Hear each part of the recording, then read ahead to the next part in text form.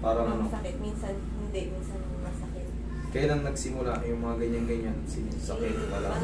Ilang months na. Ilang months Lagi na? ko siya dinadala sa, lagi ko siyang, pagkatapos good for 1 week. Good for 1 week. Then, Paano natin malaman yan kung good for 1 week? Mag-report kayo sa akin. Kasi nawawala pa na ng 1 week pero bumabalik. Parang kasi dun sa nagpa-ATM before, parang may nakalagay na ano. Parang, Tingin? ano lang Ay, hindi, sir. parang, Stenosis? parang may ano, parang escoreo, parang something.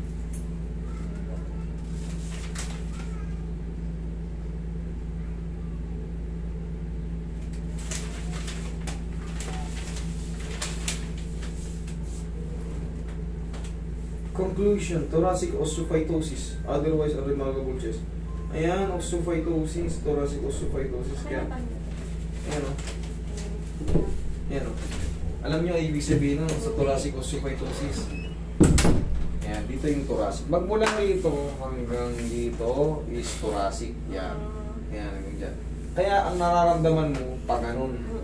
Yung osteophytosis, osteophytes means mga parang crinkles sa mga ano, yung mga spars sa ano, sa puto. Yun, nagkaroon kayo nun. Osteophytes. Osteophytes. Thoracic osteophytes are seen.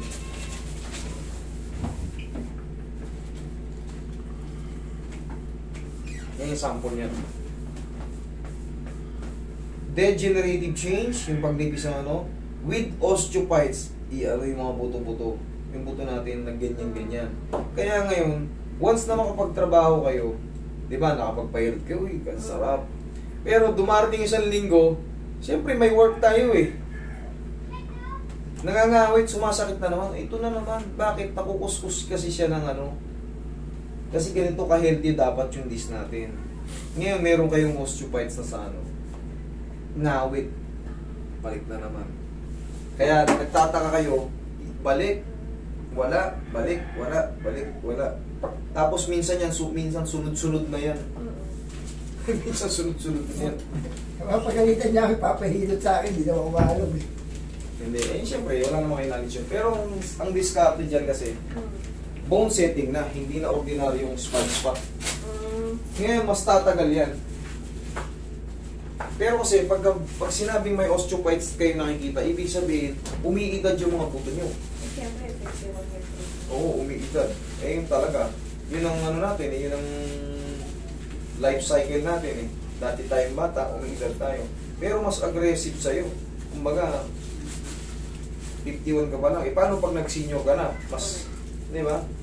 Kailangan maaga pa na. Yun naman ang sagot dyan, bone setting. Pag lumagutok yan dyan. Tanggal ang compression.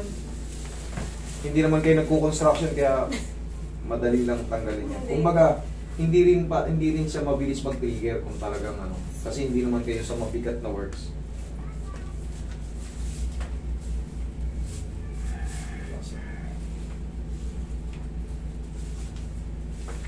Sarap.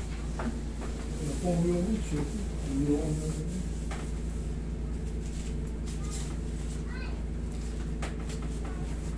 Osteophytes. Ayun. Ganito lang gagawin nyo sa zero pag sumasakit likod niya. Tignan nyo maigi ha. O, tignan nyo yung position niya at position ko. Huwag mong pupuwersa. Upo ka mami. Huwag mong siyang tatak-tak. Tayo ka. Ganito lang example. Para kahit sa inyo, natitreat mo na siya. Para hindi na kayo papalik-balik sa mga gastusin. Ganyan o. O, position. Hinangat mo ng gano'n. Napansin mo? Yun ang sagot dyan. O. Tapos tsaka mo na, di ba hindi siya marunong mag-massage ka mo? Ganun-ganunin mo naman. O. Bumili ka ng pau na may haluan mo konting oil. Bumili kami ng... Sabihin niya sa'yo, Bumili kami ng... Pakaramdam nyo, hindi ko hangad yung pabalik-balik kayo. Hindi. Para sa inyo, para iba naman ang mapagservisyo natin. Ayoko yung paulit-ulit. Gusto ko matanggal na may isahan na lang. Para kahit sa bahay nyo, kaya nyo na. Oh, ganun lang pala. Sinabi ni Master. Tsaka yun, safe yun ha. Tandaan nyo, safe yun. Huwag nyo lang. Nakita ko, ginanong ko lang ha. Huwag mong piliting pakakaldag-kaldag si ma'am. Kabilang side. Kasi maaaring magdilim yung paningin niya pagka na-compress ng ano, ng matindi yung spine o yung ano natin, nerve root or spinal cord. Yan. Okay, tapa. Sarap yung nalipot niya. Yung ganito, medyo mahirapan ka pa sa ganun. Yun na lang. Ano yun? Kumbaga, very safe na self-traction ng body. Yung body language lang mag-a-adjust.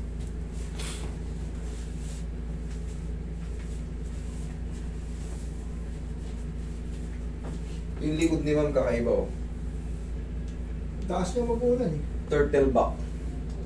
Malalim ang ganito talaga. Ayan oh, kita mo yun oh. Pwedeng lagyan ng tubig. Yes. Very ano, exaggerated curvature. Safe.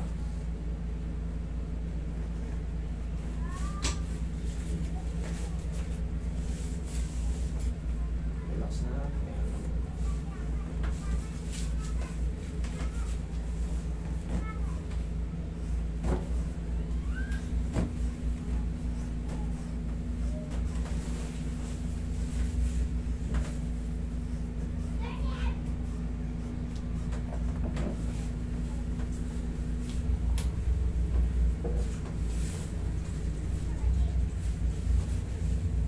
Massage mo. Ganun ang tamang pag-massage mo. Di ba nakadapa siya? Ganyan yung ano. Huwag mong titignan. Bumili kami ng machine. Huwag mo nun, hindi ka marunong doon. Kaya ka. Osteophytosis. Abot mo nga ito kung gano'n. Lobat yun eh. Search mo ang yan. Search mo lang yung mga cellphone.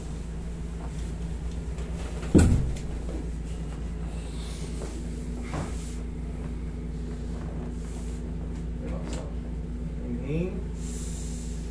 Exhale. Ito ang kulang doon sa massage. Huwag niyong gagayahin yan sa inyong bahay dahil delikado yan.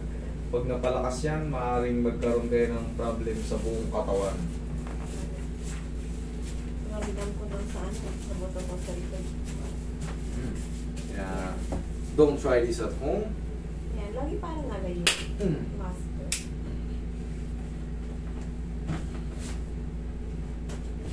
Ano nga lang? Talugin natin.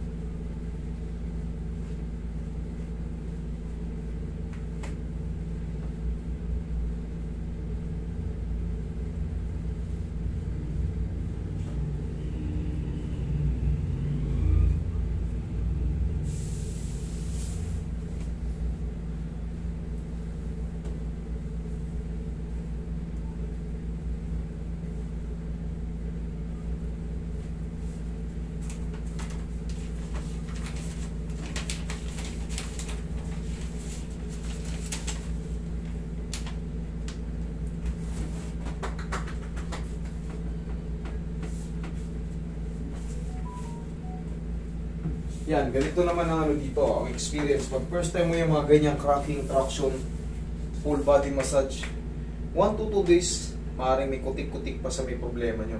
Pero 3 to 4 days pataas, wash out na yan.